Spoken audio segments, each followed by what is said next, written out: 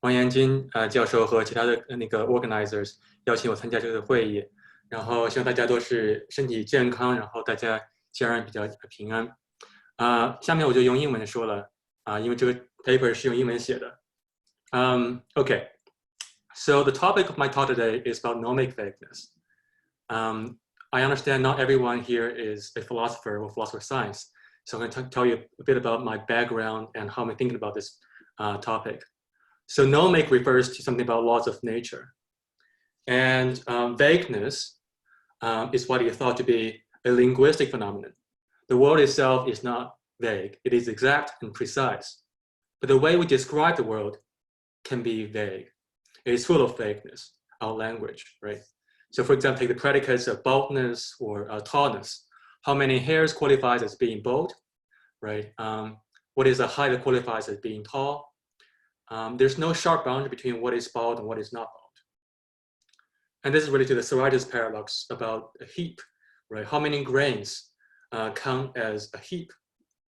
And we start with one grain that is not a heap, add one to it, and one more grain to it, and one more, and so on and so forth. In the end, we have 1,000 grains, and we definitely have a heap, right? But it seems that adding one grain to a non-heap cannot turn a non-heap into a heap, right? So we have a paradox here. We start from a non-heap, add one to it, one by another, and no step can turn a non-heap into a heap. But in the end, of 1,000 steps, we have a heap. So we have a paradox. And it's widely thought when we reach down to the level of fundamental physics, fundamental description of the world in terms of fundamental physics, vagueness disappears. All the fundamental properties and laws of the world are supposed to be exact. And the ideal precision is important for developing mathematical sciences, using mathematics as a tool to describe nature. And this is kind of motivation for, Leibniz work and Frege and Russell, when they thought about various ways that language had to be made precise first. So the ideal of precision might be untenable, especially when we come to various time asymmetries in the world. The direction of time seems to be explained by a fundamental yet vague law called the path hypothesis. The question is this: what does a vague law mean for our ideal of precision, or for the mathematical traceability of fundamental laws of nature, or accounts of laws of nature in the metaphysics, and the language and the world relationship? Okay, so let's begin. As we teach our undergraduates in a course on the foundations of error of time, we ask the following questions, right? Why is the future different from the past? Why does entropy typically increase but not decrease? Why do we have memories and records of the past but not of the future? And why can we influence the future but no longer the past? And how can any of this be true, especially when the fundamental equations of motion, such as F equals ma, Schrodinger equation, and so on, they lack an arrow of time. Fundamental physics, dynamical laws in physics, do not have a direction of time. They're blind to the past-future distinction. And this may seem like metaphysical questions going beyond the scope of physics. It might appeal to the nature of time itself to explain this. But for us, following the tradition of Boltzmann, Feynman, Reichenbach, and Penrose, we suggest that questions like this have a scientific explanation. They should be explained somehow in the physical theories of the world. And key to the explanation is what David Albert calls the past hypothesis. It's now a term of art in this literature now, in both philosophy and in physics, that the past hypothesis is what's responsible for the temporal asymmetries. So he says, briefly, the past hypothesis, or PH, says, the universe initially had a low entropy macro state. So the universe started in a very special state, a state of high level of order and a high level of lack of disorder. And this state was characterized by the Big Bang cosmology. It was a very compact, uniform state, and it was very special out of all the possible ones it could be. It's a very special low entropy state. And from that state, galaxies form, and we have planets and stars and galaxies. We have non-equilibrium situations, and eventually we're going to reach equilibrium in the universe history, namely heat death of universe. So the past hypothesis characterizes the universe at one boundary, the beginning, the Big Bang state. And there are reasons to think that the past hypothesis is an additional law of nature, a fundamental law of nature that it describes how the universe have to be, right? It's not a contingent fact, but it's a necessary fact. And it's fundamental because it's not derived from something else. The equations of motion, quantum theory, classical theory, quantum gravity, they're all symmetric in time, right? So the past hypothesis is asymmetric phenomenon, asymmetric postulate, so it cannot be derived from completely time-symmetric laws. So it's fundamental, not derived, law of nature. And it is part of our scientific explanation for nomic regularities, the patterns we see in the world. The ice typically melt, right? People grow older, and photographs are more decay in the future, not in the past, and so on. It plays a crucial role in our reasoning about counterfactuals, records, and influences.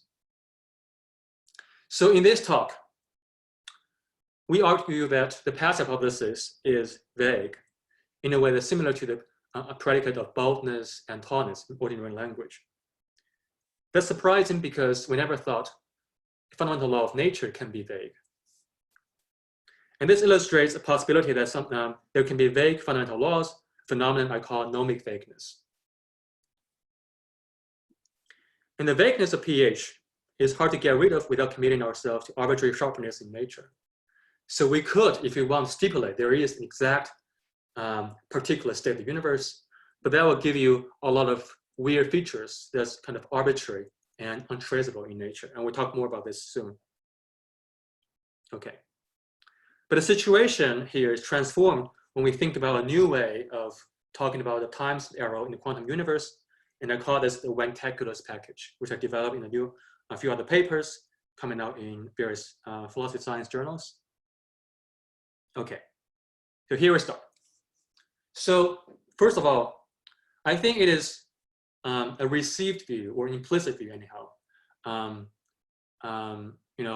Standard view people have in mind from Leibniz, to Descartes, to Newton, to Einstein, others, that the fundamental laws, whatever they are, have to be exact. Think, for example, about Newtonian mechanics for a projectile. You throw a rock up the sky, and it's going to fall eventually. And this is going to be precise trajectory of the particle, or rock, right? Traversing how much height, how much distance it travels, in the end, it hits the ground.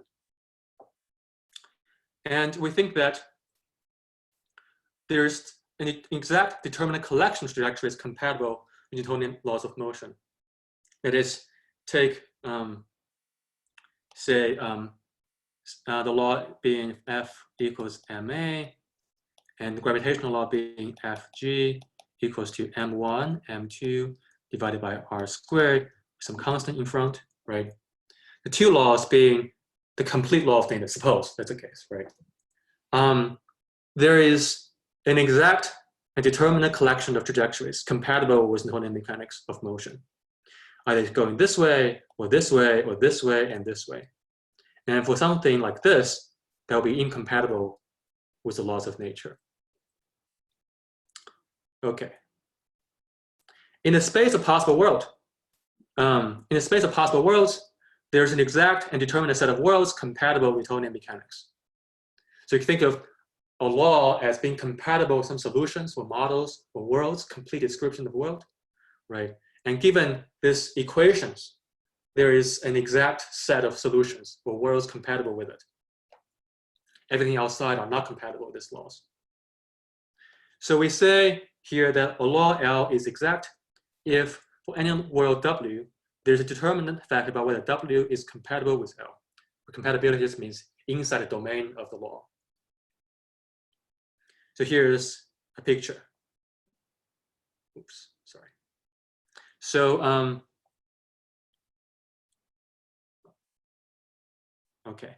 So here's W, the space of all possible worlds, and here's some sets. Newtonian mechanics can be thought of as a set of points, right?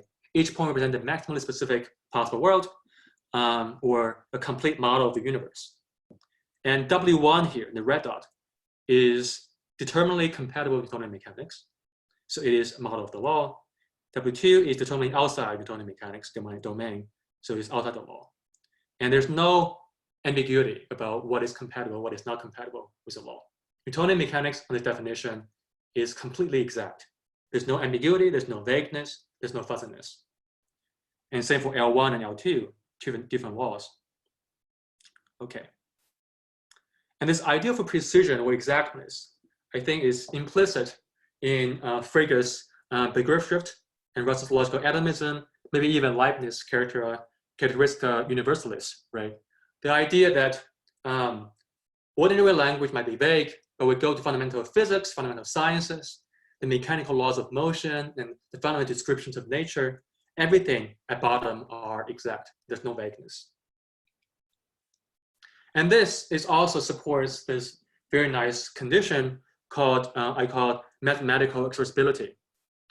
Namely, every part of the fundamental theory of the world, say physics, can be expressed completely and faithfully in mathematical language. Why is this important? And is it compatible? Is it compatible with vagueness fundamental theory? Well, I think it is important because we think that even though there is limitation about how much we know about the world, but the knowledge of the world can be expressed as some basic axioms that are completely exact. Everything else can be derived from that. And the vagueness only exists in our description of the exact set of laws or the world. And if there were vagueness, say baldness, right, is vague, and some property in the law is vague, then it's going to be high order vagueness. Just as there's no determinate boundary between what is borderline bold and what is bold and what is non-bold. There's high order vagueness, but what is determinately determining bold, right? There's no sharp boundary anywhere. And for mathematics to describe this completely and faithfully, we've got to characterize somehow the predicates and extension in terms of the binary relation of being compatible with or being incompatible with. And the set theoretic foundation of mathematics does not do the job of capturing vagueness completely. So if the set of physical laws are completely reformulated in terms of precise mathematical language, and that can be calculated in terms of set theoretic foundation, then there's no room for genuine fuzziness or high order vagueness.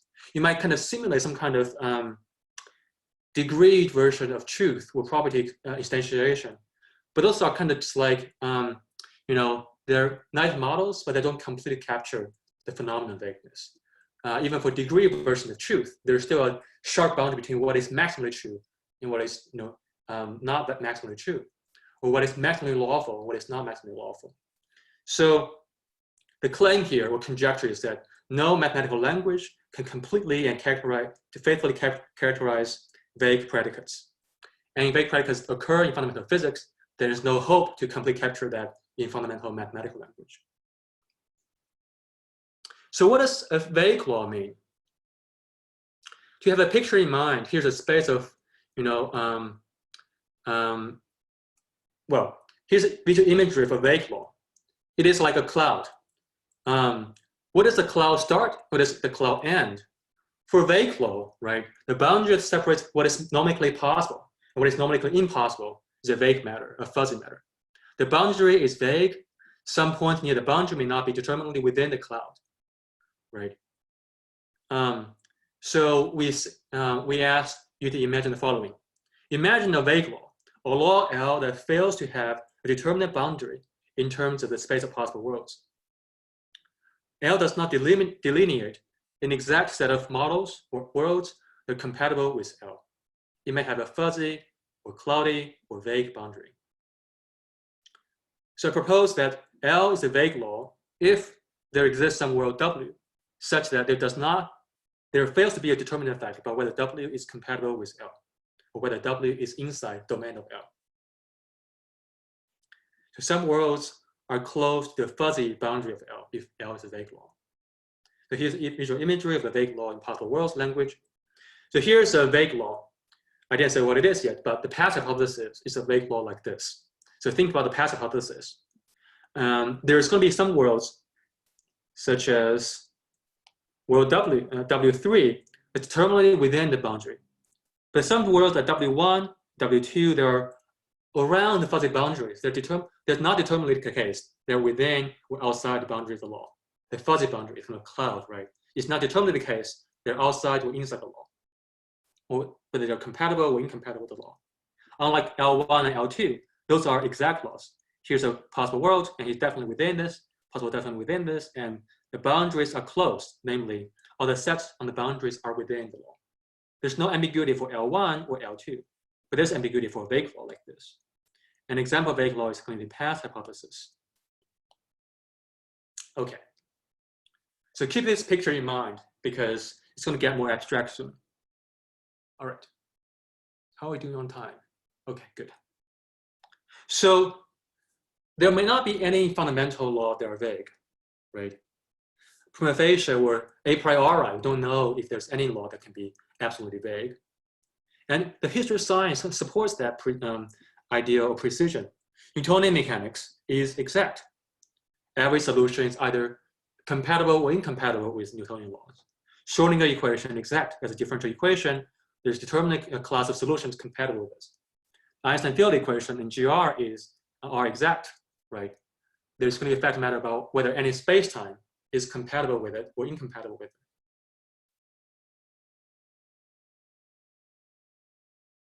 Some possible cases of vagueness.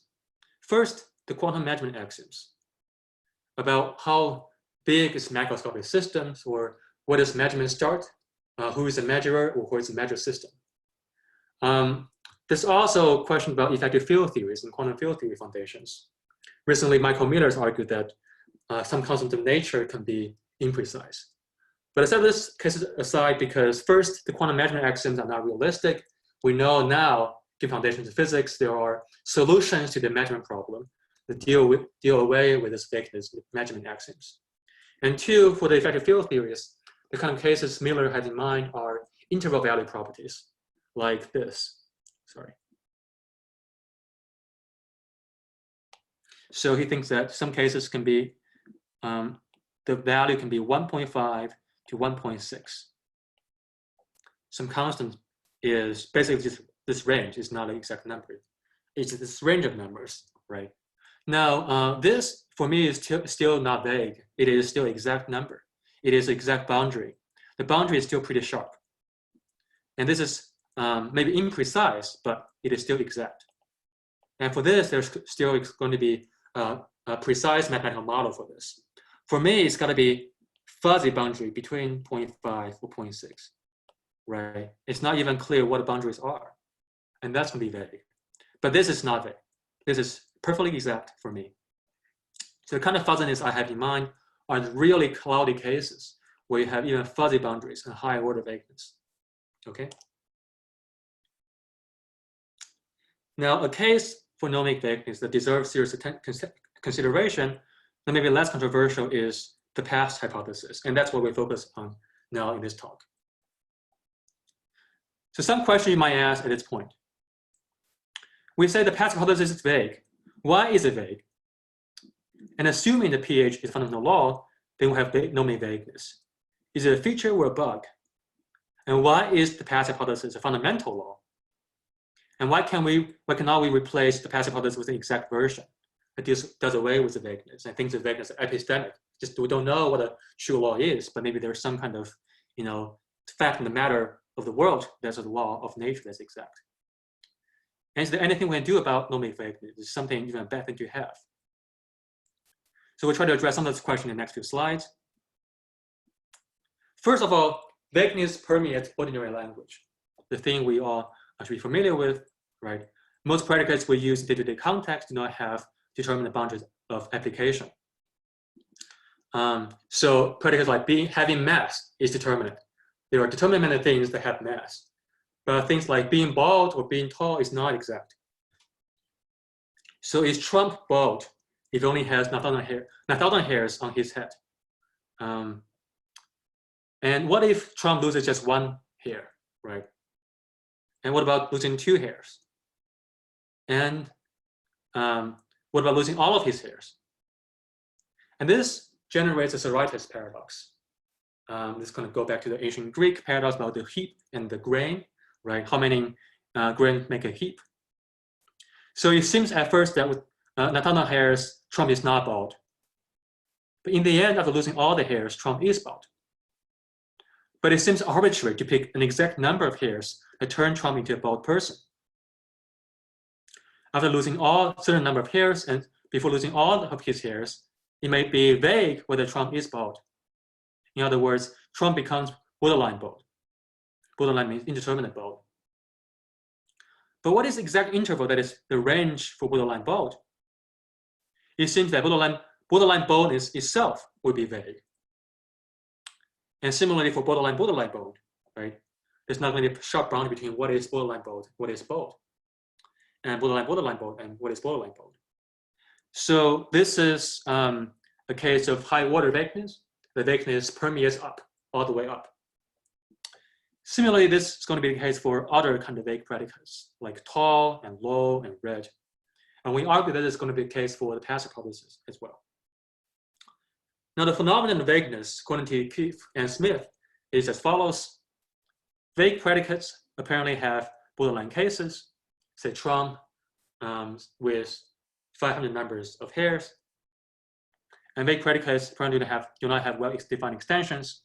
So Jill has 300 hairs is not well-defined.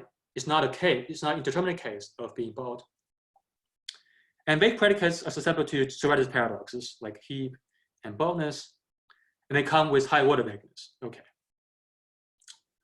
So given this analysis or account of ordinary linguistic vagueness, I propose that we can model nomic vagueness or vagueness of laws of nature as follows in a similar way.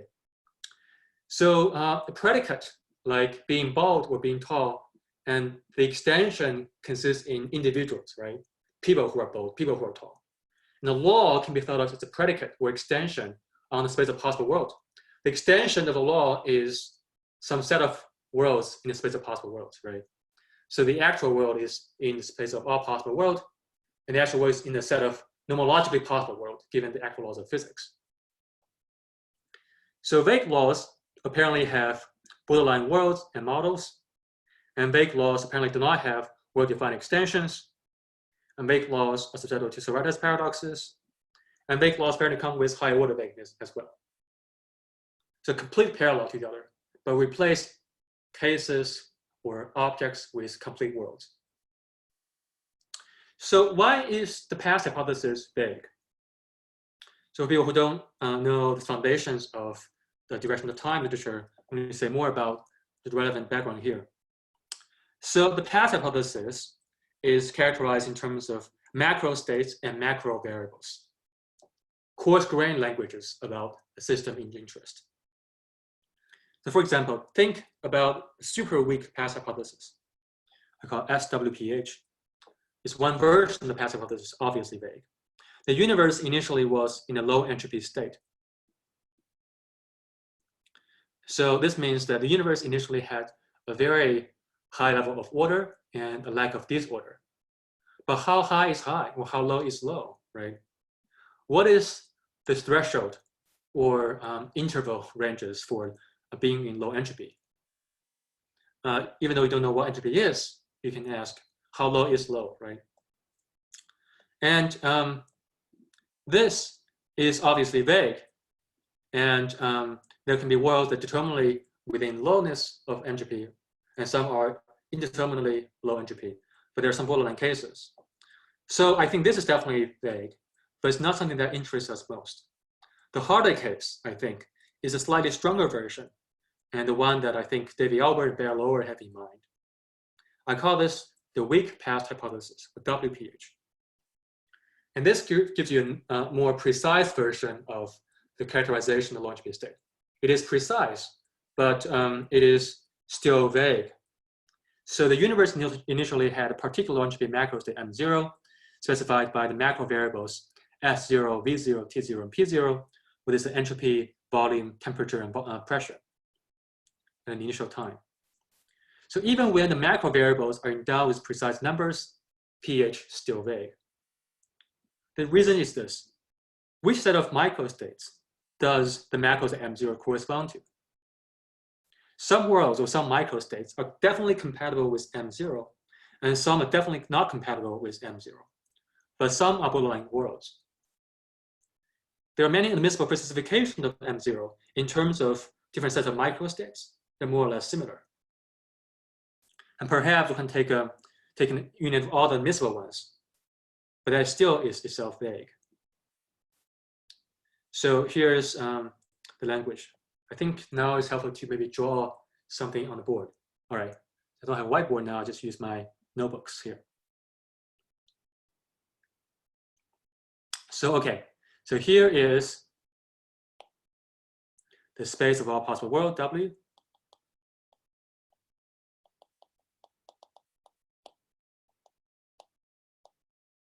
And here is the actual world, alpha, say alpha. Now, the past hypothesis says the initial state, the actual world at T0, belongs to a special kind of macro state. It is in a set of points, M0. It's characterized by some kind of initial temperature, pressure, volume, and entropy. And all those worlds have similar kind of macroscopic property, like temperature and pressure and volume. And this has low entropy just because it's very small. The question is this: M0 is given by the macro variables, but those macro variables have vague boundaries. They're like being tall and being bold. Having a certain kind of temperature itself actually is not a precise notion. Even having temperature, say, 0 Celsius, is not going to correspond to exactly a set of points, set of systems that have 0 Celsius. You only correspond to exact set when you have infinite idealizations that correspond to critical point, with phase transitions. But in practice, in real life, in real system with only, say, n number of particles, or n is finite number, less than infinity, this set is going to have a fuzzy boundary. So if any of these macro variables is going to correspond to roughly some set of worlds, but only vaguely so. Okay? Right. So, the idea is that the macro states partition the space of possible worlds into regions. And the biggest region is equilibrium. And the initial state, the passive hypothesis selects a particular small region of the phase space, say this one, this state, and it's a very small state. And by random walk in phase space, eventually going to go into equilibrium. That's how we explain the second law, namely that things will grow into a higher entropy state or higher volume bubbles in phase space. So there's no evidence for exact carving that's sort of the best balance between simplicity and informativeness. So even the macro states, partitioning things like this, partition really kind of an analogy. It's not really a partition because the boundary between different macro states are not exact. Another way to think about why pH is vague, Boltzmannian statistical mechanics invokes many arbitrary choices when we try to bridge the microscopic to the macroscopic. We use coarse graining from physical space to mu space to phase space. We have to invoke correspondence between different quantities in phase space and mu space. We have to invoke cutoff in quantum cases, even more vague. All of this are vague parameters, right? We can call them C parameters for coarse graining, correspondence, and cutoff. In practice, the vagueness don't matter, right? The vagueness, fuzziness doesn't matter as long as we're sensible to the choices. But in theory, the exact number is going to be arbitrary and precise. And the question we can ask is this: are there really facts of the matter about what C parameters should be? Think about coarse graining on mu space. The equal size cells need to be macroscopically small and microscopically large. And they should be large enough so we can talk about distributions, small enough to talk about quantities. But how small is small enough and how large is large enough? And this is going to be vague matter, right? It's similar to the Sorites paradox we talked about earlier.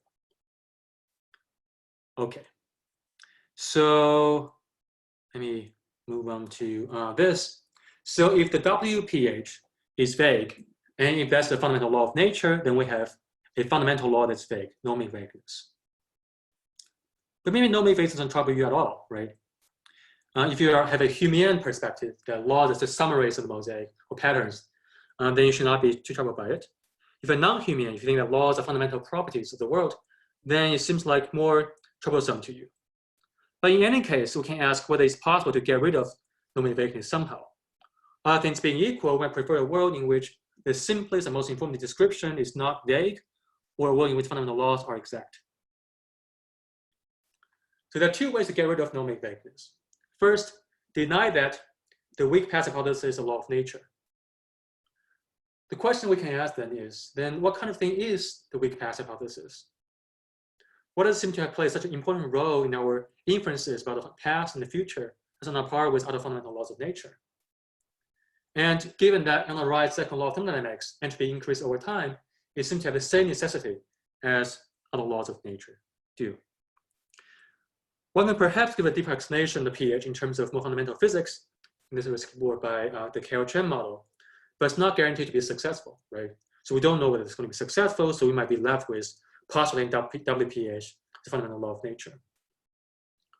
Or we can replace WPH with an exact version of pH.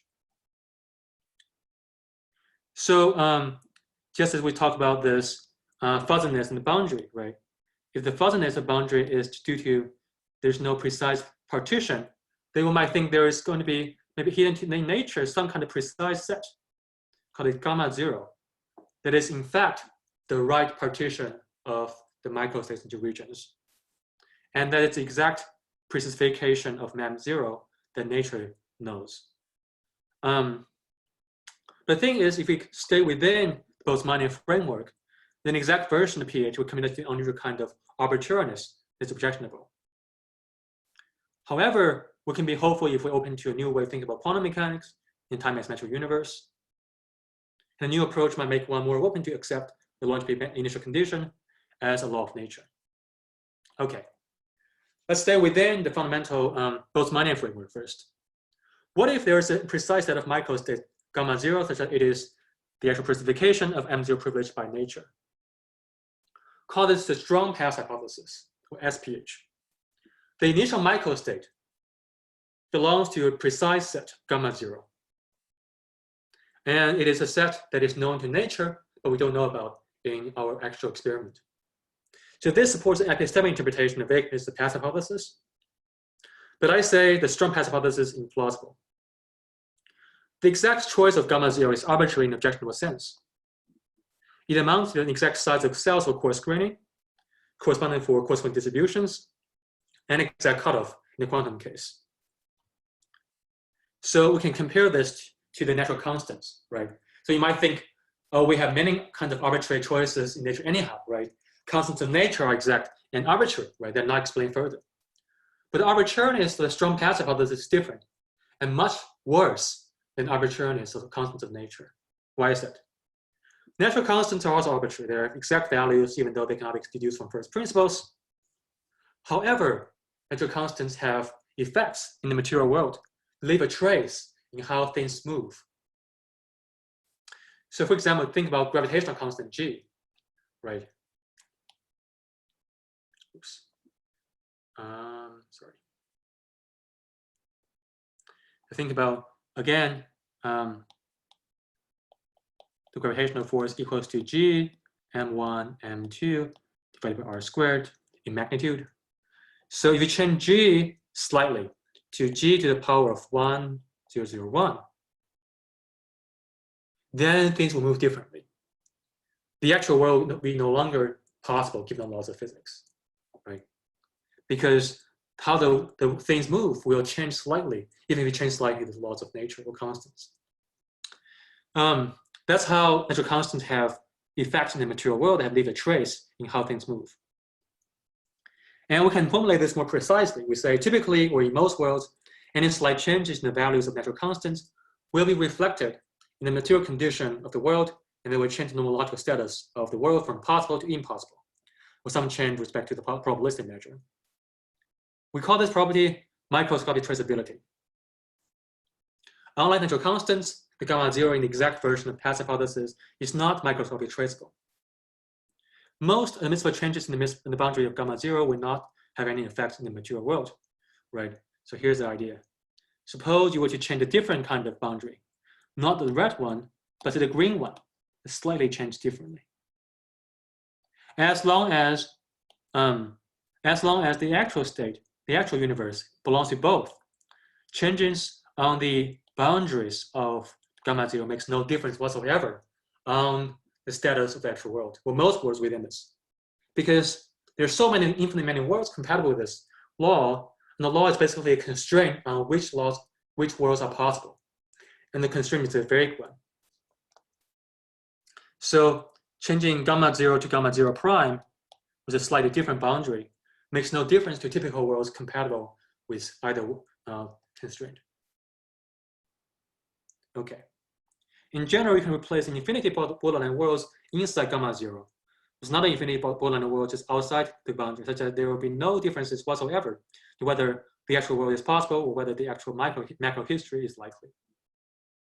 So no trace whatsoever by the boundary of gamma 0. And the same is true, even more so, in quantum statistical mechanics. I'm going to skip this for now. Right. And I'm going to end very soon, but I'm just going to mention briefly my approach to this. There's a different angle on this. A different way to approach this topic is to say, okay, you have a trade-off between normal exactness and traceability. The weak passive hypothesis is vague, but traceable. And the exact passive hypothesis is exact, right? But untraceable. So you can choose one or the other, but not both. So can we somehow design the theory differently such that we can have both and don't have to sacrifice either? And that's, I think, possible given a different approach to quantum statistical mechanics. I call this density matrix realism, and the idea that quantum is the universe, a mixed state on a pure state, and a particular kind of mixed state. I call this the initial projection hypothesis. That is the initial kind of projection onto a particular macro state. And this is proposed in my papers. Listed on archive here, 3 papers. One is coming out in BJPS, and one is coming out in volume, and 3 is coming out in another paper. And more details than we have time to talk about now, but I'm happy to talk more in question and answers. Okay, but what's important here is that in my theory, the initial state of the universe plays both roles, the microscopic role and the macroscopic role. You play the macroscopic role by corresponding to a low entropy macro state. And you play the microscopic role by describing how actual microhistory evolve, how microdynamics evolve over time. So in my theory, the actual macro state at T0 becomes microscopically traceable. That's the innovation here. And this avoids trade-off between traceability and exactness.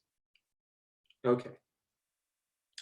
So on my theory, the initial quantum state is more like constant of nature. It has an exact value. We can measure it to more and more precision. And it has an objective anchor in the microhistory. There's a fact matter, right? The traces in the world pin down the exact one. There cannot be variations in the law anymore. And the sharp boundary is no longer objectionable. It's no longer untraceable. And normal vagueness disappears. All right, thank you very much, everyone. That's the end of my talk. Thank you.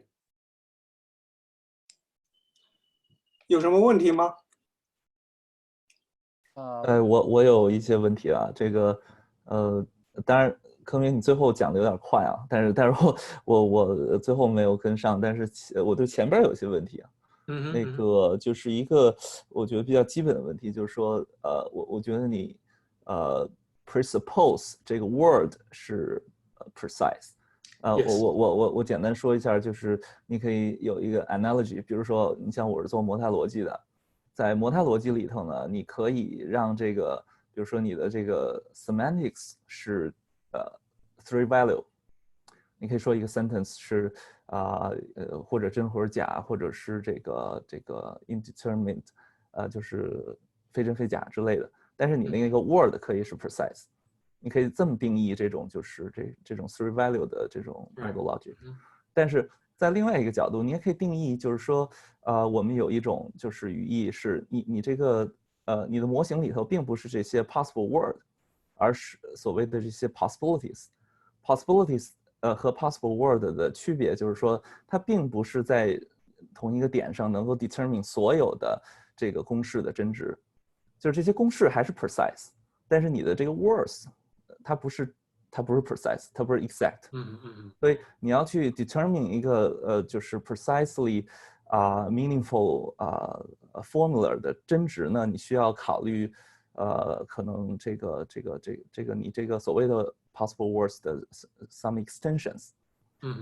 这可能能就是有一个 analogy， 就像你去做一个这个 measurement， 你可能需要做一个 measurement， 你才能 determine 就是你现在一个 certain law 的这个是不是 OK。所以我觉得你在开始你把这个就是一个 law 是不是 exact 就给它 reduce 到这个是不是能够完全判断它和这些 words 是 compatible。我觉得你好像假设的就是这些 words 是 precise， 是 exact。所以这个我想听到就是更多的一个辩护。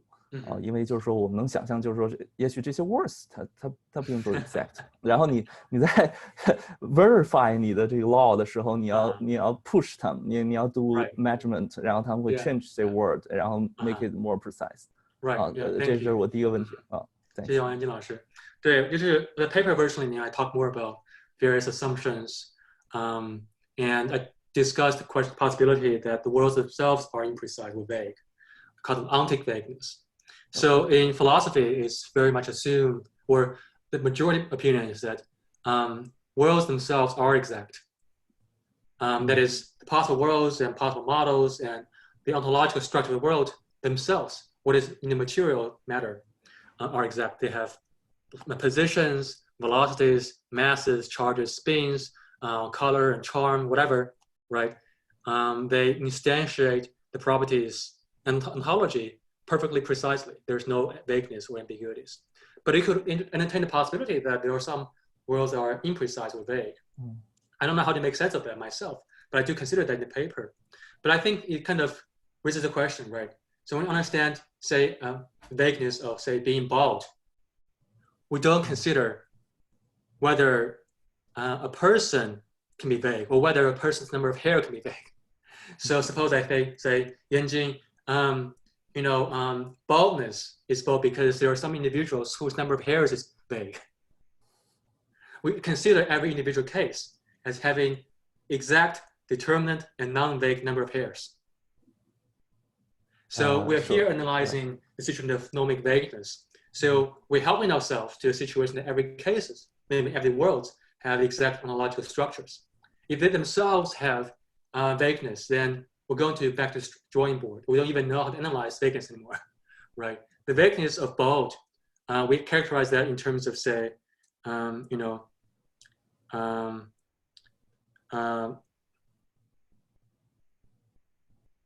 right, so here, right, so we talk about cases, extensions, paradoxes, high order vagueness. Here we're assuming that for a predicate, right, the members in the extension A, B, C, and D themselves are exact. A has 3 number of hairs, right, and this has 500 number of hairs. Now, if they have an indeterminate number of hairs, then we're going to have even more kind of vagueness in terms of inclusion into membership and sets. So that's why we can ask the same question to ordinary kind of semantic vagueness. And that's going to complicate the case a lot more. So we set aside those in usual case of analyzing vagueness. And that's why I do that in the paper, because I don't need to include ontic vagueness to argue for nomic vagueness. Even if you assume everything perfectly ontically precise, you can still have nomic vagueness in my sense. That's why I try to simplify things a bit by not going to ontic vagueness cases. 顺便说一句啊，这个好像一般成人是有那个10万根头发。真的吗？根肯定是秃的，对行，我其实还有其他问题，但是先看看就是其他的听众有没有问题，然后没有我再问吧。谢谢。谢谢。还有谁有问题吗？除了王老师之外。我可以问吗？问吧。请讲。能听到吗？可以。OK， 好，那个就是那个你们就定义就引入这个假设是为了就是给出时间的一个方向，对吧？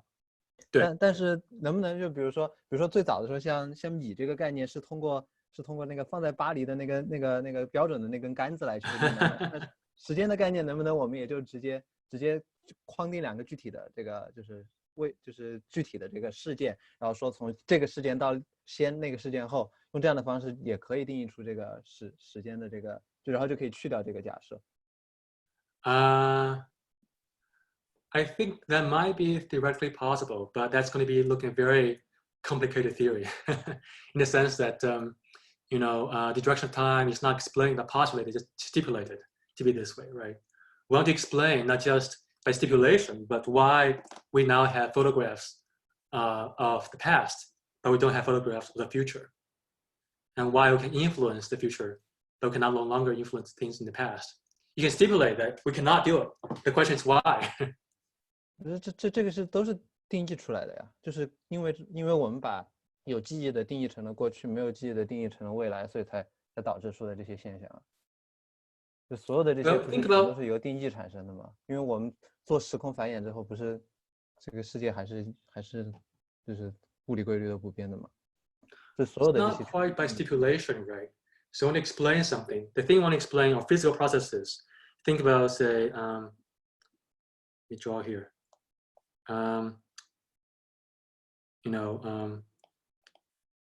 A gas in a box, right? If you leave it at rest, it's going to expand to fill the whole box. Or ice cube in a cup of water, you have a half melted ice cube, right? In the past, the ice cube was bigger. In the future, it is smaller. Why cannot we have, say, in both directions of time, it is smaller?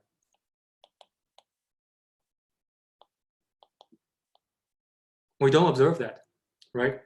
If you have complete symmetric laws, the laws of physics are blind towards past and future. The laws themselves allow this trajectory, from this to this, and from this to this, and back and forth.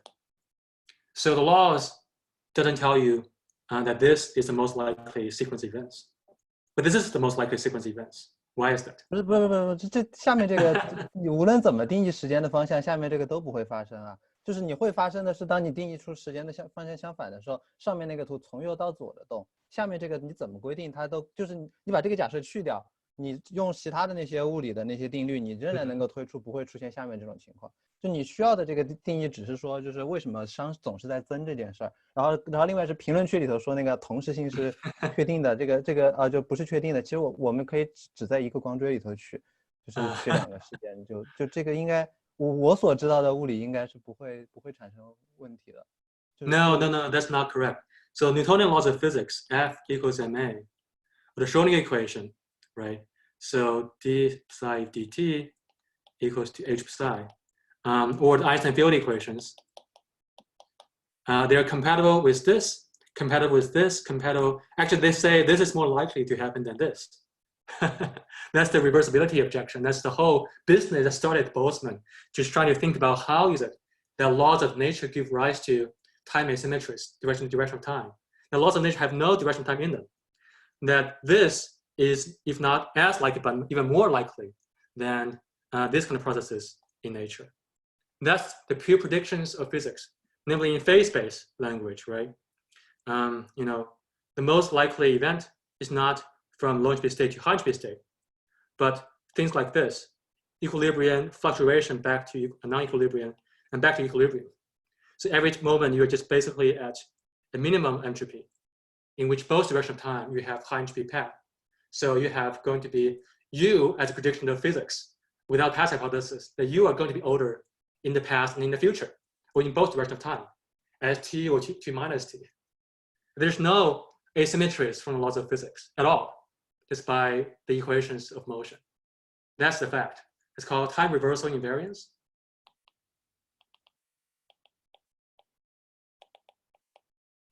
Or basically t to minus t in classical mechanics, or t to minus t and psi to psi star in quantum mechanics.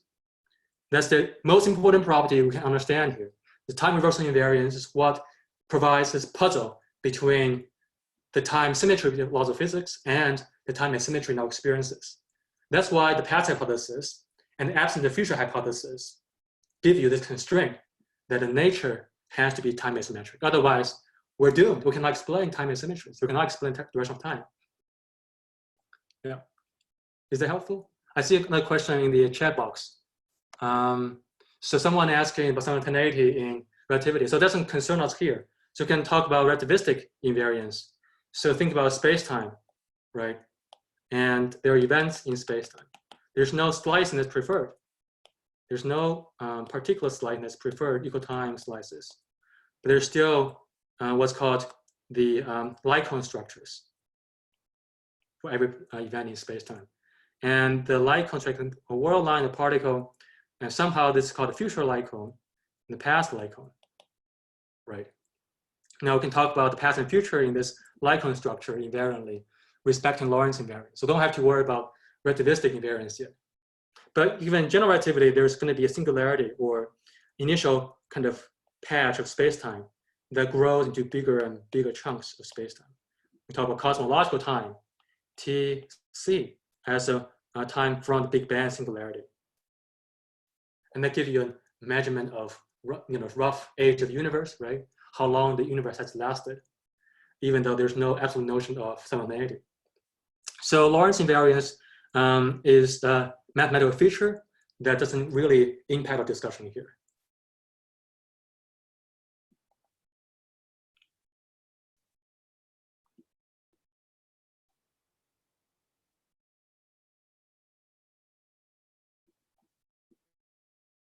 Intuitionistic math. Oh yeah, I saw that. I feel like that's interesting, but I don't think it can solve the problem at all. You still have time reversal invariance, and you still have time reversal invariance. So maybe there's ways you cannot prove certain kind of things that happen, but the model still exists, so I don't think intuitionism mathematics can really get to the heart of the matter here. But it is, I think, a mathematical curiosity to find out exactly how intuitionism blocks certain kind of inferences about times. It just makes the whole theory much weaker, I think.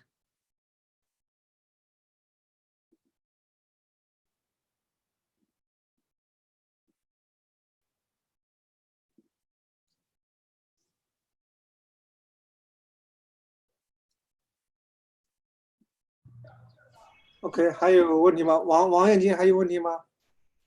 我可以有啊，有时间我就可以有问题。还有时间那行，我再问一个啊，我听你报告联想到的，就是说之前我们也看过那个 ceteris paribus 那种 laws，就是你觉得那种 laws 算是 vague 吗？因为就是确实涉及到 ceteris paribus 那些。对，那些就是其他均同假设什么其他变量不影响等等，我会怎么样？就这些其实在物理里头也应该有一些这个 law 是有这个 nature 的，对吧？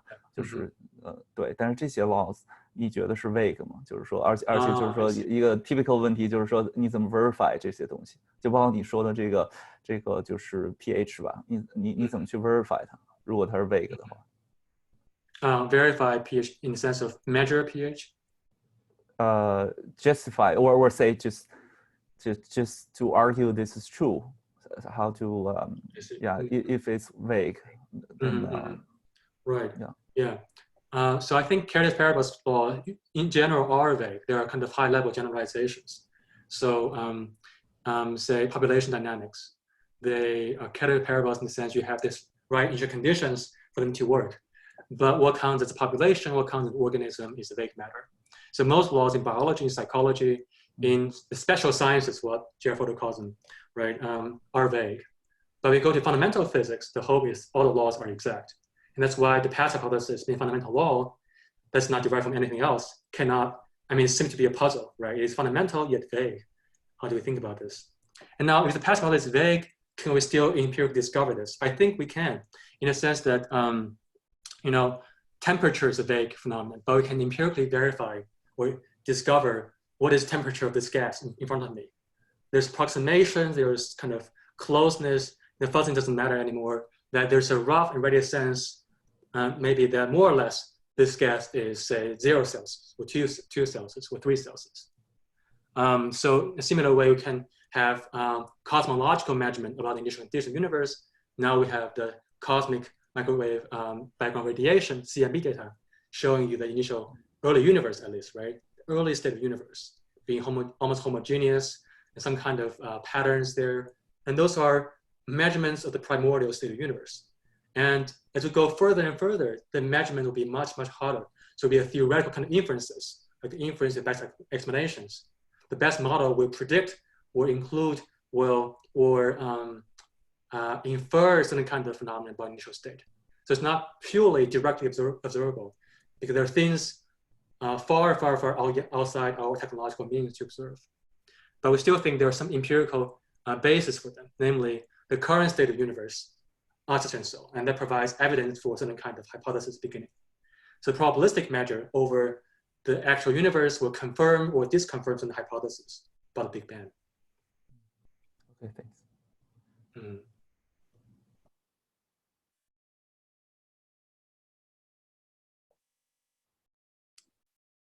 然后聊天记录里面有人问，有些人做了 remark comments。 All right, yeah, 谢谢。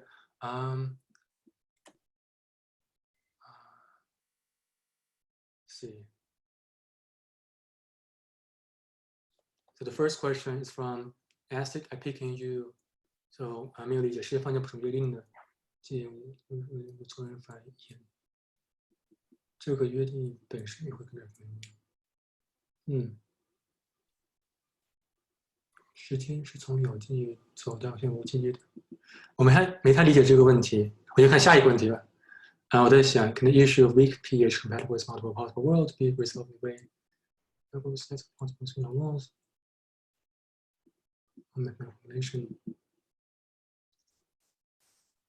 Okay. Maybe the person mentioned we're thinking about kind of quantum web. There's only one formulation. Well, it's not just one, right? We know there's infinite many possible gamma zero to choose from. So there's going to be infinite many precise boundaries, initial macros that we can use. So Quine's holism, even holism cannot help us here, or Lewis, that system approach cannot help us here. Simplicity, informativeness, whatever holistic considerations, at best, they can give you some kind of situation which is by far the best. But in this case, we have so many ties that we don't have argument that there is going to be a determinately unique one. At best, we have a faith or hope or wish that there could be one, but we have no argument whatsoever. And for all we know, the evidence is on the contrary. There is no unique set. That's the best one, or the most compatible with other laws.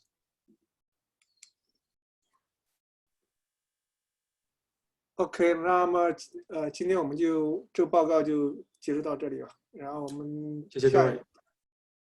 谢谢报告。然后高老师准备了。OK。